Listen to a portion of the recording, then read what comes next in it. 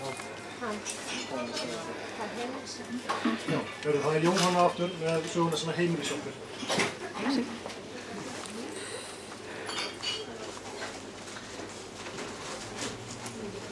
Nú les ég heimilisjálfur. Hrönn brosti hughristandi til hans. Hún fór eins varlega og hún gat. Ein myndin vakti sérstaka athygli hennar. Hún var að ungri konu. Henni fannst endilega að hún kannast við konu. Hún gat samt ekkert hafa þekkt hana. Þar sem þetta var gömul svarthvít mynd. En samt. Hver þessi kona? Þetta kannski konan þín? Yngvi þagði stund. Hún náði aldrei að verða konan mín.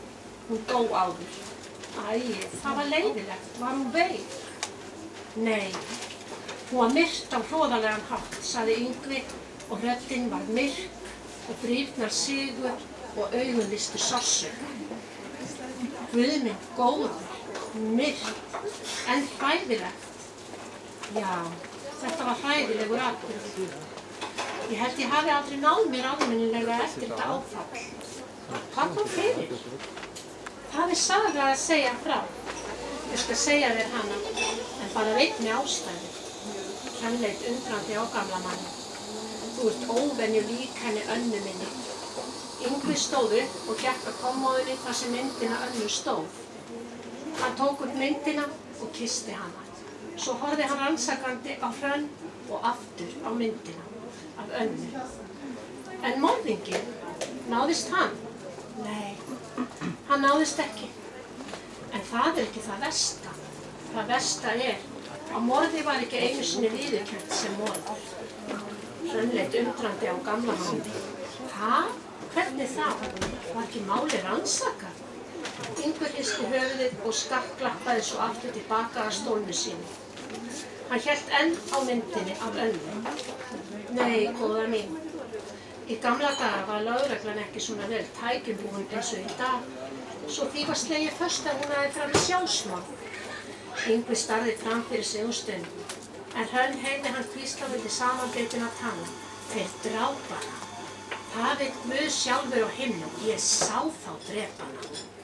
Hrönn starði á hann. Hún vissi eiginlega ekki hvað hún ætti að segja. Eftir langa óþægilega þögn gat hún loks stunið upp. Af hverju sagði þú ekki löggunni frá því? Ég gerði það. Oftar en einu sinni, en mér var ekki trúað. Af hverju var þér ekki trúað? Yngvi gamli þagði, eins og hann var niðursokkinn í eigin hugsanir. Allt í einu leit hann upp. Ég þarf að láta þér fara út í búð fyrir mig, væna mín. Hrönn átti erfitt með að leyna vonbrigðum sínum. Hún tók við myndinni sem Yngvi rétti henni og lagði hana varlega frá sér á kommóðuna þar sem hún hafði verið. Hún var viss að hún hefði séð þessa mynd á því. En hvar? Takk fyrir.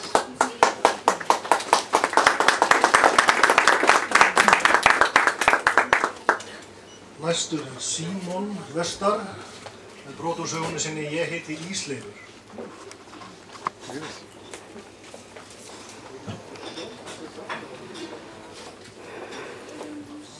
Já, ég lesa það í sögunni. Grip niður í miðja sögun.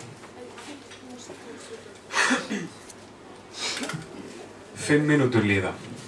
Ég sit í forstofunni og upp fyrir mér rennur svo sannleikur að það sem maður eyðir mestri orku í að áorka í lífinu á endanum sjaldnast til góðs. Sú dröm sem ég kynntist var öðrum gefin. Hún var ekki gift honum kannski en hann átt hana. Til að ná henni þurfti ég að synda upp í brimið, stíga í vangi við konu annars manns og kalla yfir mig bölvun guðana. En ég varð að ná henni. Og þegar maður náð dröm þá getur maður ekki sleppt. Dyrasíminn urrar. Ég hef augun upp frá undirskriftinni sem ég knúði fram í dreira míns andlits og hugsaði þessa litlu sigra sem skipta mann öllu í haustnum en engu í höndunum. Einhver að koma í heimsókn. Ég svara. Ég heiti Ísleifur. Ég veit að Ísir hleypti mér inn. Enginn kalla mig þetta nema Maggi. Ég ít á takka og lík upp fjölbýlishliðinu. Sest niður og legg fram í bréfið. Ég veit hvað eftir að gerast. Hann kemur inn og opnar dyrnar og kvenkar sér upphátt yfir laskinu framan í mér. Gaur, hvað ertu búinn að gera? Ég líti á hann undrandi þar sem hann smeygir sér úr rassíðum frakkanum og sparkar slabbi af skónum. Heldur hann að ég hefi gert þetta sjálfur? Er þetta eitthvað drafnardæmi, spyr hann og hallar undir flatt. Ég skil. Láta það eiga sig að fólk sem vill skaða sig í þunglyndskasti velur sjaldnast að lemja sjálft sig í andlitið. Frekar melodramatískari nálgun eins og rakvélblað úrliðin eða afkula pilluglas fyllir niður kokið.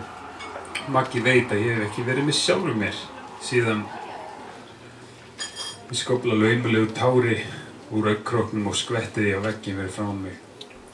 Ég veit alveg hvað þú ætlar að segja, Maggi, muldra ég og hann sest hjá mér. Þú hafði rétt fyrir þig þegar þú sagðir að þetta myndi enda með ósköpum. Ég hlustaði ekki. Það eina sem ég sá þá var að ég gæti náð dröfn frá honum, þessu sjómannshelvíti. Þorvaldi.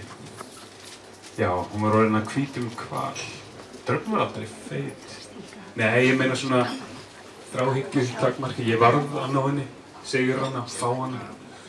Ég tek upp bréf og stend upp. Hann mænir á gleðilinn. Er þetta bréf frá henni? Ég hlægi og fer inn í eldhús. Festi af ískapinn með segli sem með einhverju andskotans biblíuversi á.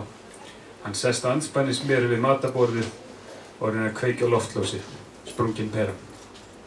Ég varpa öndinni.